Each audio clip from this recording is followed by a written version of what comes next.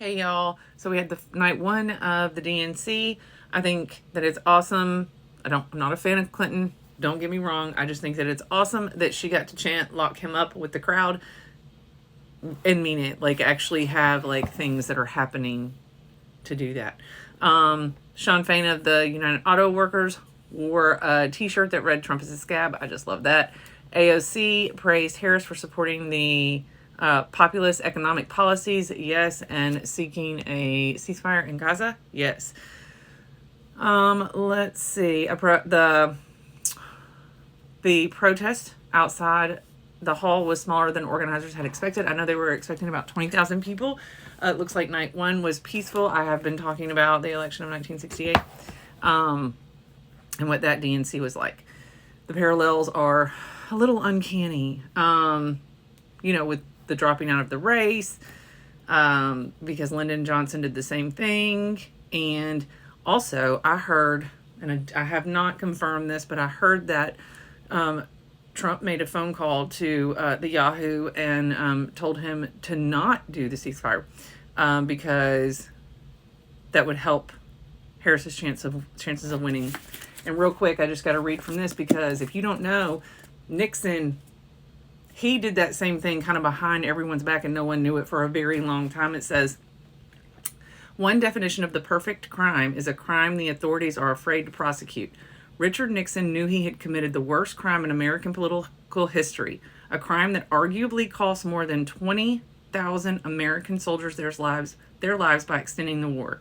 And he also knew it was a perfect crime because it was behind, and they were like close to ending the Vietnam War in 1968, right before. And he was friends with someone, high up lady, Anna. Anyways, I'll get to that another day. Just know that. Campaigning in Pennsylvania, Trump is referring to Harris as Kamala, an economy wrecker and country destroyer. Says Iran hacked Trump's campaign and tried to hack Biden's and Harris's. I don't know how much of that is, this is New York Times. Oh, yes, we all know about the AI video that Trump did not fact check with Taylor. American officials say Is Not Real has accepted a U.S. intermediate proposal in a ceasefire talks with H, but H has not yet agreed to the deal. They're saying it's slanted toward Is Not Real, which I'm not surprised. Anthony Blinken's over here saying it's probably the best, maybe the last opportunity. And Is Not Real airstrike demolished an apartment in central Gaza. Is not, of course they have an excuse. H and the Islamic Jihad did take responsibility for an explosion in Tel Aviv, which they said they took, and they haven't had that one of those since 2016.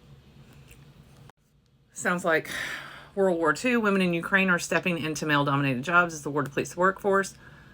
Ukraine destroyed several bridges in Kursk region, the part of Russia where it has made an incursion, cutting off Moscow's routes for resupply or retreat.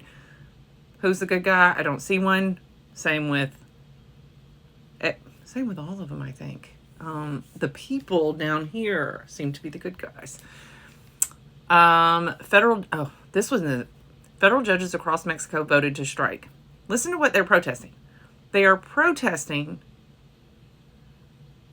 the president's push for judges to be elected rather than appointed. They should be elected by the people. But of course the judges are up in arms protesting. We heard about the yacht sinking off the coast of Sicily, and it supposedly includes a British software mogul who was recently acquitted of fraud charges.